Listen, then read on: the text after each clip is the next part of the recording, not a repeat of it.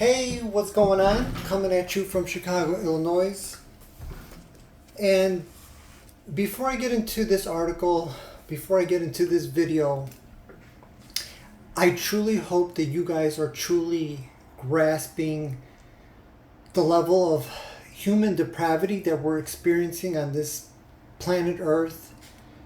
It's becoming, the sinister behavior is just, I don't want to say it's becoming normalized, but we're just seeing so many of these stories that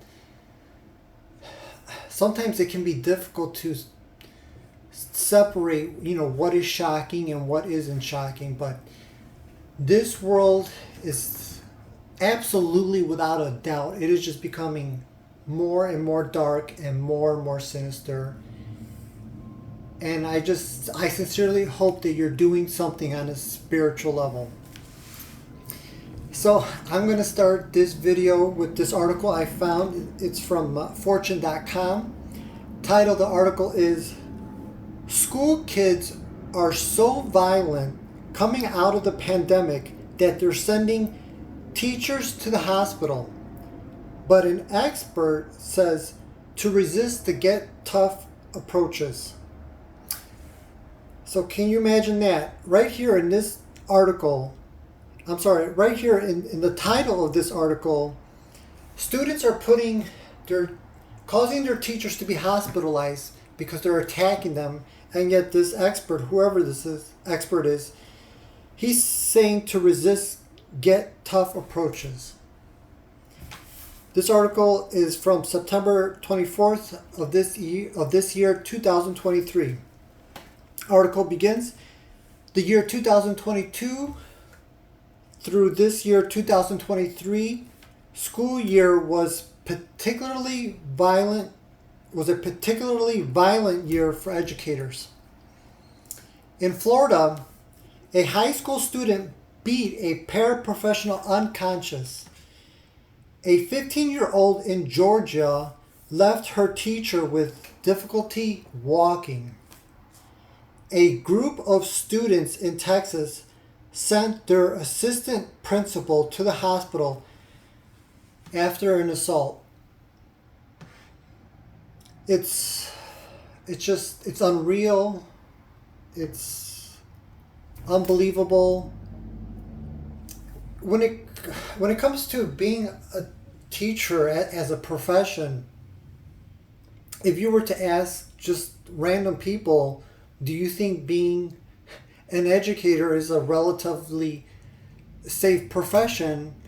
And I know for me, I would say, well, yeah, it's not like being a police officer where you're out, with the general public and just meeting strange people. You're going into an institution, you're having the same students. I just wouldn't imagine it, having, who knows, possibly having to fear for your life if a random student just loses it. It's just remarkable. So, what is the cause for the increase of violence in schools?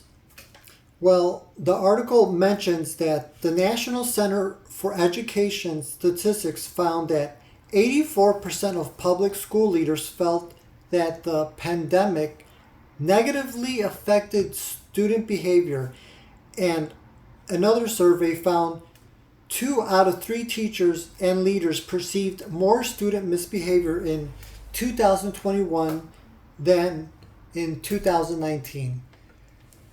So basically what I take away from that information is that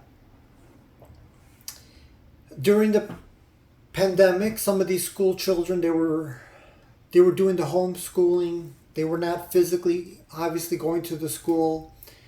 And so they were lacking that interaction, that physical presence with the teaching staff and then other students. And they lost that structural discipline. And it seems to be part of the reason why these kids are acting up because they lost that structure. Students who feel unsafe going to school perform worse academically, and teachers who experience threats or physical violence from students are more likely to leave their positions. So, isn't that something? Here, a teacher, they invested into their futures. They invested into their schooling, spent thousands upon thousands of dollars to have their credentials, to be able to teach.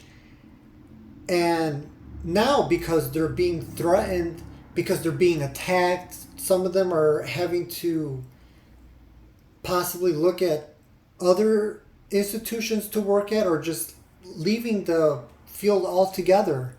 It's just truly remarkable. So does the article offer any solutions to combat the violence? Well, sort of.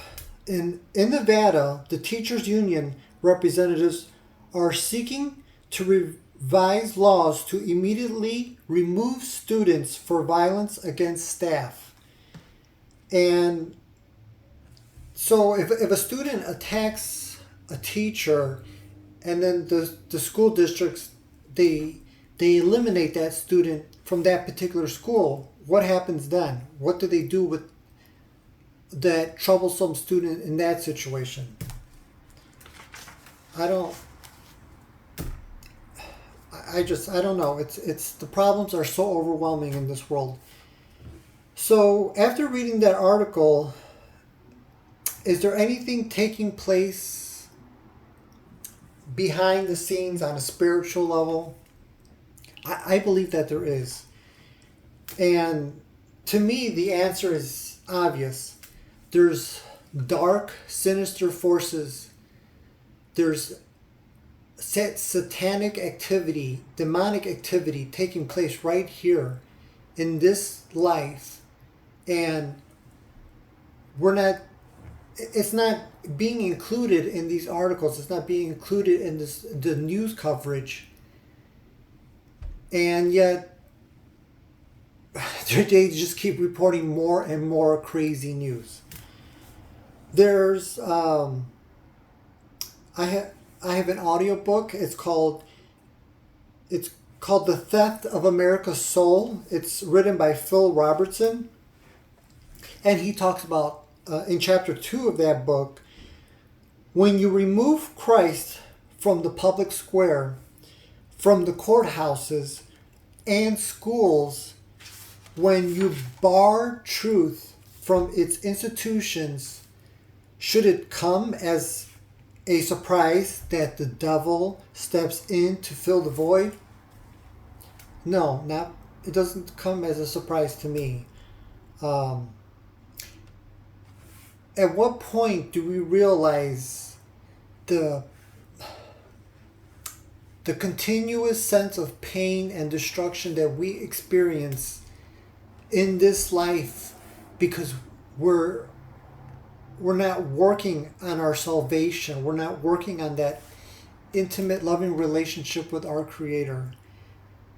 And the hope is that we can alleviate. The way this world stands, there's always going to be some extent of pain, some extent of trials and tribulations, but we can help alleviate some of that by asking our Creator for forgiveness for our sins, for the wrongdoing that we've created. And even though I do talk about a lot of chaos and mayhem that takes place in this world, I do want to try to offer a sense of hope. And our Creator, He is that hope. Will we ever admit that the more and more we remove religion from schools, the more violence that we're gonna just the school shootings again, the students causing their instructors to be hospitalized because they're attacking them. We have to understand that we cannot get through this life without our Creator.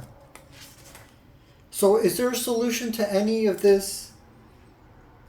On a practical level, if you're a parent watching this and you're concerned for the safety and protection of your child, I would definitely advise having your son or daughter take some sort of self-defense classes. You know, if they have their own cell phones, definitely tell them to use their situational awareness, not to be just simply walking and looking at their cell phones. We have to be vigilant. We have to be aware of what is going on around us, because we don't know when somebody's just going to act up and just cause mayhem. So that's the advice on a more practical level. On a spiritual level, we have to take our relationship with our Creator more seriously. There is, if you're watching this video, if you don't have a relationship with your Creator, all it starts with is a simple ask for forgiveness, for not placing a priority in having any kind of relationship with your Creator. Just start with that one step, that one prayer, and that can lead you. That will lead you down the road to a hope, not only in this life and in the next life. And as far as taking your relationship with your Creator more seriously, that I'm not just telling you to do that. That is something that I have to work on. And part of the awesome thing about these videos is that I do feel that it is helping me to have a closer bond, a closer view of what is truly taking place behind the scenes, and the demonic activity taking behind the scenes, and why it is so important for me to keep working on that relationship with my Creator. So that was today's video, and I hope to see you guys in the next one.